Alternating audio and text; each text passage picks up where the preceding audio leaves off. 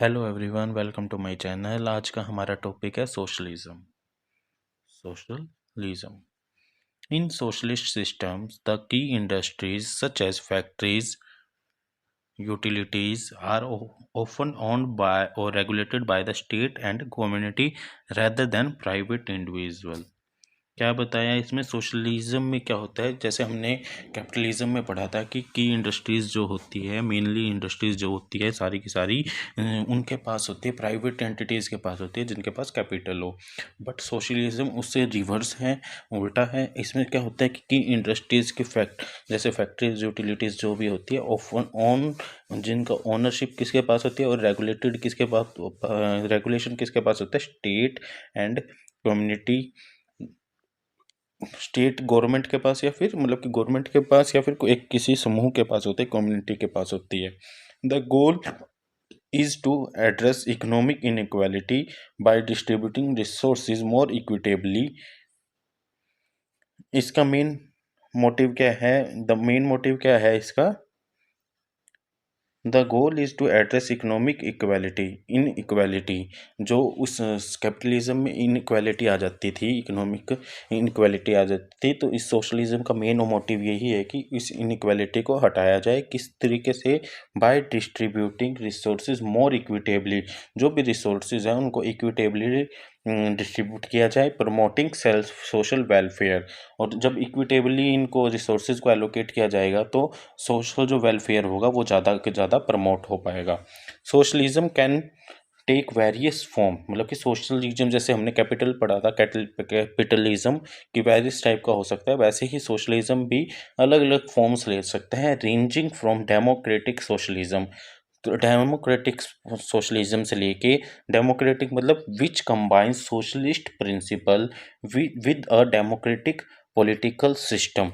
जो हमारे कंट्री में डेमोक्रेसी है, डेमोक्रेसी के सिस्टम के साथ सोशलिस्ट के प्रिंसिपल को कंबाइन करके डेमोक्रेटिक सोशलिज्म बनाता है। To more centralised model, more centralise model मतलब कि जिसमें सेंट्रलिज्म हो, पावर का सेंट्रलाइजेशन हो, where the government has significant control over the economy, जिसके अंदर एक मेन कंट्रोल किसका होता है, गवर्नमेंट का होता है, सिग्निफिकेंट कंट्रोल होता है ओवर द इकोनॉमी, पूरे इकोनॉमी के अंदर।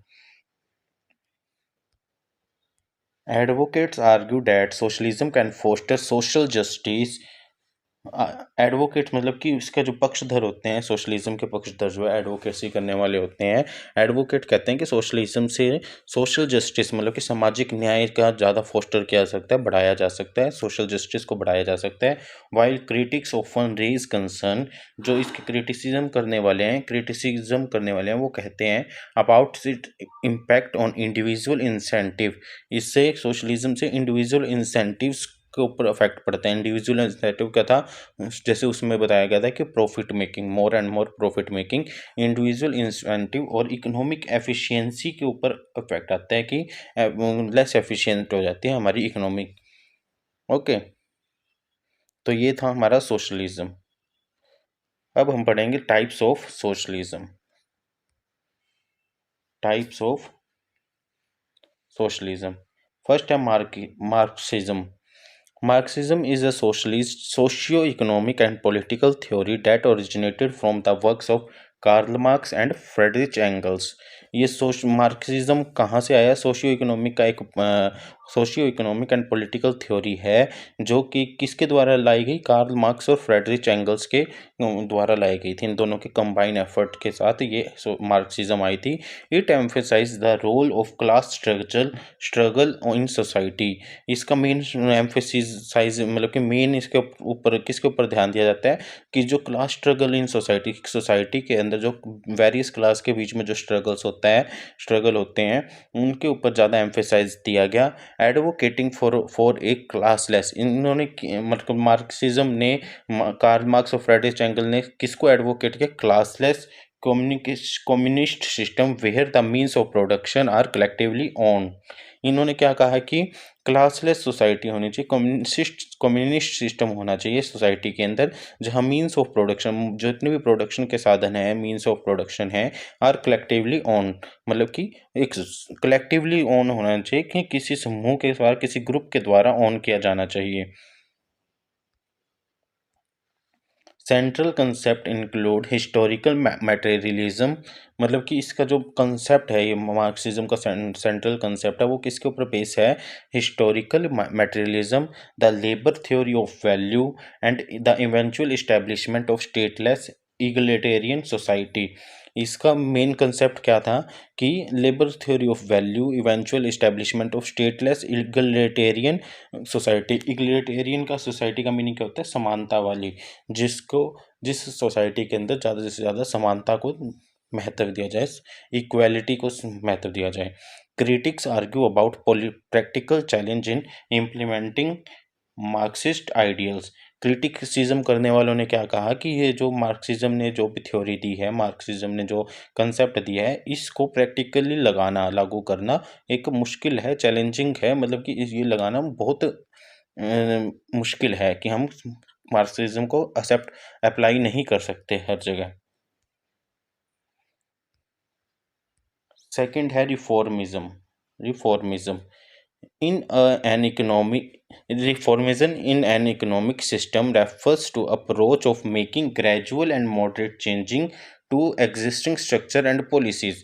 इस रिफॉर्मिज्म में क्या होता है कि एक इकोनॉमी के अंदर जो पहले से स्ट्रक्चर बना हुआ है, पॉलिसीज बनी हुई हैं, उसके अंदर ग्रेजुअल और मॉडरेट, ये वर्ड याद रखने वाले हैं, ग्रेजुअल और मॉडरेट चेंजेस होने चाहिए, मतलब कि धीरे धीरे और आसान से धीरे धीरे तरीके से इसके अंदर चेंजेस लाने चाहिए, जो पहले से स्ट्रक्चर और जो पहले से पॉलिसीज बनी हुई हैं।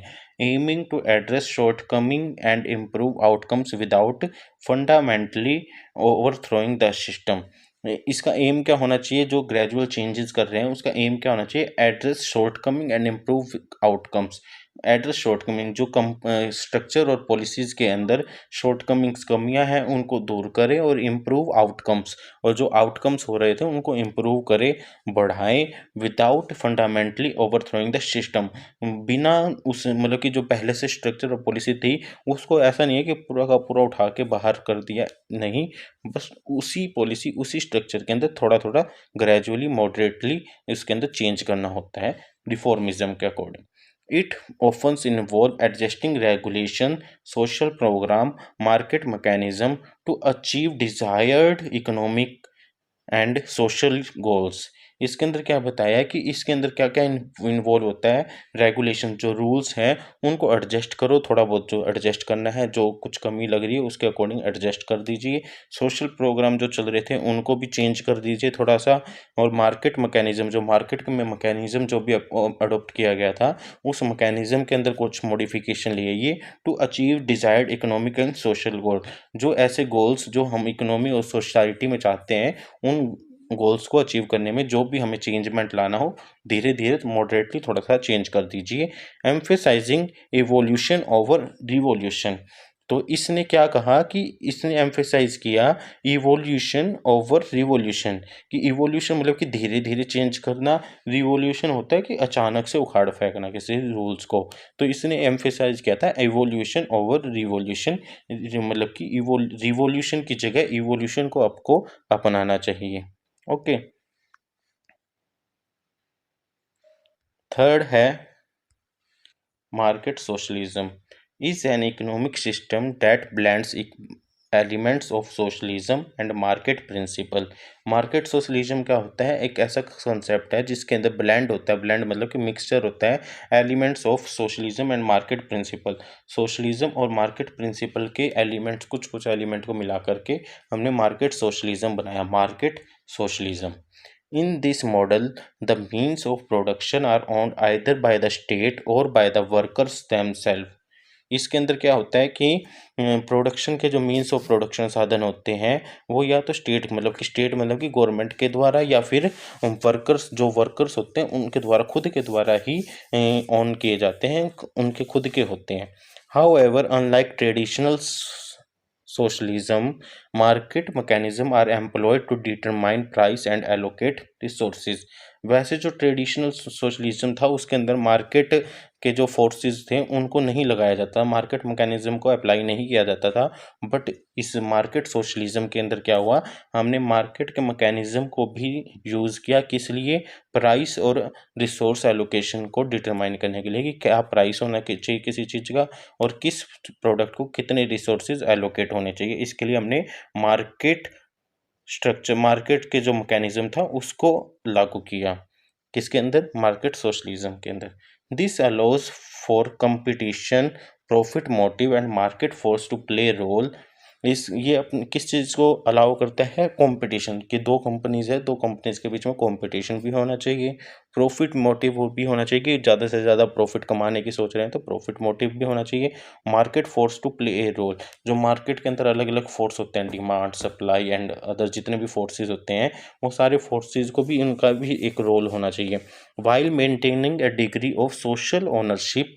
मतलब कि ये सब चीज़ें तो हो, ये सारी चीज़ें तो हो, बट मेंटेन किस चीज़ को रखना है हमें, degree of social ownership and control over की इंडस्ट्रीज। बट हमें सोशल वेलफेयर का ध्यान रखना है, सोशल ओनरशिप का ध्यान रखना है, और जो की इंडस्ट्रीज है, मेनली जो मेन इंडस्ट्रीज है उसके ऊपर सोशल सोसाइटी का ही ओनरशिप होना चाहिए। The aim is to combine the efficiency of market with the equitable distribution of wealth associated with socialism। मगर इसका इसका मतलब इसका एम क्या था कि combine the efficiency of market, जो मार्केट का जो एफिशिएंसी, मतलब कि हमने कैपिटलिज्म के जो अंदर हमने पढ़ा था एफिशिएंसी आ जाती है मार्केट के अंदर, उसको हम कंबाइन करेंगे किसके साथ, सोशल वेलफेयर के साथ। सोशल वेलफेयर कैसे आएगा, डिस्ट्रीब्यूशन का wealth, distribution of wealth equitable हो, एसोसिएटेड विद सोशलिज्म, सोशलिज्म के अकॉर्डिंग हो, किसका, वेल्थ का डिस्ट्रीब्यूशन। ठीक है। Next is socialism with the planned economy. In a planned economy under socialism, the government or a central planning authority typically controls and regulates the means of production। इस socialism with plan economy के अंदर क्या होता है कि means of production जो होते हैं सेंट्रली प्लानिंग होते हैं, प्लान होते हैं किसके द्वारा, गवर्नमेंट के द्वारा। गवर्नमेंट और सेंट्रल प्लानिंग अथॉरिटी जिसका सारा का सारा कंट्रोल होता है, रेगुलेशन होता है किसके ऊपर, मीन्स ऑफ प्रोडक्शन के ऊपर, मीन्स ऑफ डिस्ट्रीब्यूशन के ऊपर, मीन्स ऑफ एक्सचेंज के ऊपर। ठीक है, मतलब कि एक सेंट्रल कंट्रोल की बात की गई है यहाँ पे। Decision regarding resource allocation, production targets, distribution of goods service are centrally plan to achieve social and economic equality. जो डिसीजन मेकिंग होती है किसके रिगार्डिंग, रिसोर्स, किस कौन सी इंडस्ट्री को, किस कंपनी को कहाँ कितना एलोकेट करना है, कितना प्रोडक्शन टारगेट होना चाहिए, किस हिसाब से गुड्स का डिस्ट्रीब्यूशन होना चाहिए, सर्विस का डिस्ट्रीब्यूशन होना चाहिए, are centrally plan to achieve social and economy. ऐसे प्लान किया जाता है कि हमारा जो टारगेट है सोशल और इकोनॉमिक इक्वालिटी उसको अचीव किया जा सके। The aim is to minimise wealth disparities. इसका जो सेंट्रली प्लान्ड इकोनॉमी सोशलिज्म जो होता है उसका मेन एम क्या था, मिनिमाइज वेल्थ डिस्पैरिटीज़। जो वेल्थ की डिस्पैरिटीज़ असमानता आ जाती है कि किसी के पास बहुत ज़्यादा वेल्थ है और किसी के पास नहीं है, उस डिस्पैरिटी को कम करना। एंश्योर कलेक्टिव ओनरशिप, उनका कलेक्टिव ओनरशिप को, इंडस्ट्री जो की इंडस्ट्रीज है, मेन इंडस्ट्री है, उसका एक ग्रुप के पास ओनरशिप होना। Often emphasizing social welfare over individual profit motive. इसने एम्फेसाइज किस, इस जो सेंट्रली प्लान इकोनॉमी वाली जो सोशलिज्म है, इसने एम्फेसाइज किस पे किया था, social welfare over individual profit motive. Individual profit से भी ज़्यादा इसने सोशल वेलफेयर के ऊपर ध्यान दिया कि हम की इंडस्ट्री को एक ग्रुप को सौंप देंगे, ग्रुप के पास उसका सारा का सारा रेगुलेशन होगा, जैसे कि सोशल वेलफेयर के ऊपर ज़्यादा ध्यान दिया जाए, ना कि personal profit making, individual profit making पर। लास्ट है हमारा self managed economy. Is an economic system where individual और group autonomously make decision about production.